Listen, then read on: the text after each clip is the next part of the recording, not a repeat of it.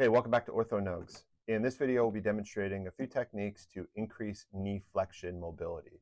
So we'll start by going through a few manual techniques. Since we're going to be gliding the concave tibial facets on the convex femoral condyles, we're going to be doing an anterior to posterior glide. We'll start in the loose packed or open packed position, and then we'll progress to increasing knee flexion in order to move closer to that restricted range of motion with that same posteriorly directed mobilization.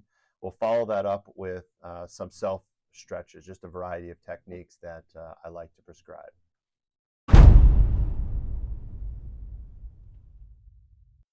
All right, let's start with some manual techniques. So we'll position the knee in the open packed or loose packed position, about 30 degrees of flexion. I'm stabilizing with my thigh and with my left hand, the femur, and gliding the proximal tibia posteriorly. This is a concave on convex glide, so it's going to be a posteriorly directed glide. The tibial facets on the femoral condyles.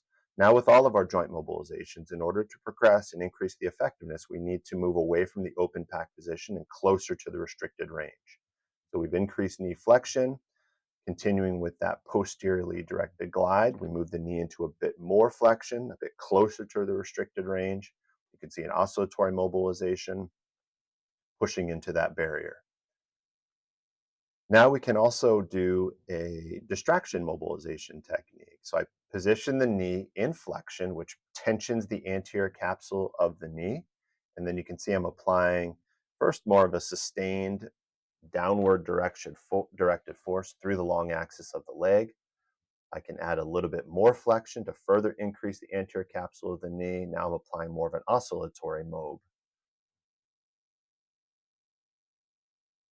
Let's follow that up with some self stretches. So patients can use a strap, a sheet, a dog leash.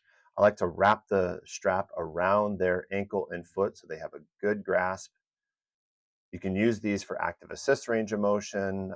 I like to use these for more of a sustained static stretch. So we've talked about dosage before. Typically, we want to shoot for about 90 seconds of total end range time. And you can break that up into 30 seconds times 3, sets of 10-second holds, 20-second holds. It's that duration of time that matters most, that total duration of stretch time that matters most. The same technique in supine position.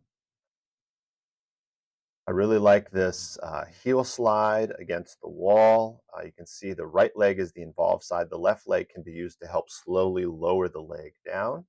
I like this position and this stretch particularly for post-operative or post-trauma patients because this position also helps with gravity to move some of the excess edema and effusion out of the lower extremity. You can see this variation now. We're using the left leg to apply some overpressure to push into that static stretch position.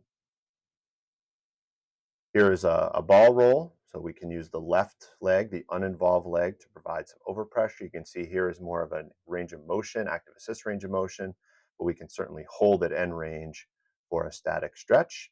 And then here is a seated variety. Again, really practical for, hey, we want you to stretch a few times throughout the day. This can be done at work, school, whenever. All right, thanks for watching. If you feel this video was helpful, please consider giving it a like. Also subscribe to our OrthoNugs YouTube channel. I'm also including a link here to another video that I made not that long ago, looking at techniques, manual stretches, self-stretching techniques to increase knee extension mobility. Thanks again for watching.